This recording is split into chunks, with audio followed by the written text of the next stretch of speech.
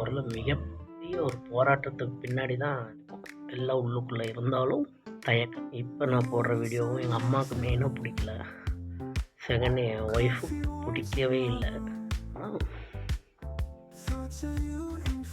மிகப்பெரிய போராட்டம் இருக்கும். வணக்கம் மக்களே,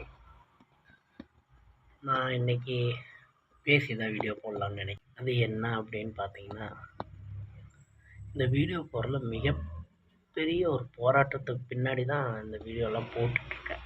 என்ன போராட்டம் அப்படின்னு பார்த்தீங்கன்னா, அந்த போராட்டமே நாம தான். நாமனா நான் தான்.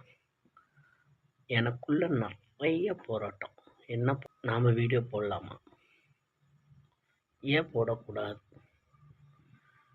வீடியோவில் யார் யார் பாதிப்பாங்க, நம்ம ஃபேமிலி பாதிக்குமா, நம்மளோட மனைவி பாதிப்பாங்களா, இல்லை நம்ம ரிலேட்டிவ்ஸா, இல்லை ஃப்ரெண்ட்ஸா, இல்லை நம்ம குழந்தைங்களா, இல்லை நானா அப்படின்னு நிறைய கருத்துக்கள்லாம் எனக்குள்ளேயே உள்வாங்கி கொண்டே யோசிச்சுட்டே ரொம்ப வருஷமாக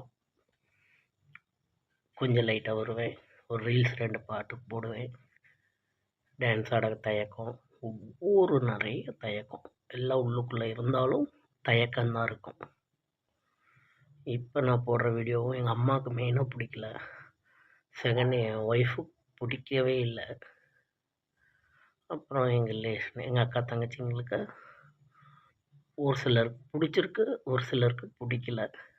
அப்புறம் என்னோடய ஃப்ரெண்ட்ஸுக்கு மோஸ்ட்லி எல்லாருக்கும் பிடிச்சிருக்குன்னு சொல்லியிருக்காங்க. இந்த தயக்கத்தொட்டு வெளியே வரணும்னா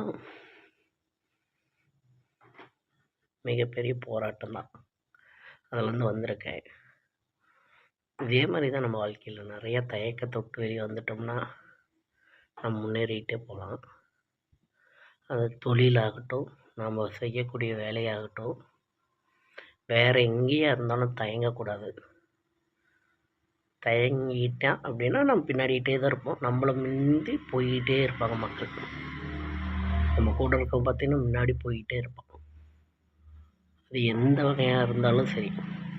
நான் வீடியோ போடுறது தயக்கத்தை போடுறது மட்டும் இல்லை, தயக்கத்தை தூக்கி எறிஞ்சிடலாம். என்னால் எவ்வளோ கொடுக்க முடியுமோ அதை விட 500% கொடுக்கணும்னு நான் நினைக்கிறேன். கண்டிப்பாக அதில் 200% கொடுப்பேன். நல்ல கருத்துக்களாகவும் சொல்லுவேன். நான் ஆல்ரெடி ஒரு டீச்சிங் ஃபீல்டில் இருந்தனால இந்த பேச்சு வரும். கொஞ்சம் இது என்னடா கொஞ்சம் மெத்த பேச்சு பேசுகிறோம் அப்படின்னு நினச்சிக்காதீங்க. அந்த மாணவர்களுக்கு எடுத்தனால அந்த டைப்பில் நான் பேசுவேன். ப்ளீஸ் சப்போர்ட் பண்ணுங்கள், லைக் பண்ணுங்கள், ஷேர் பண்ணுங்கள். பாய் மக்களே, பாய் நண்பர்கள் எல்லாருக்கும் வணக்கம். Good night.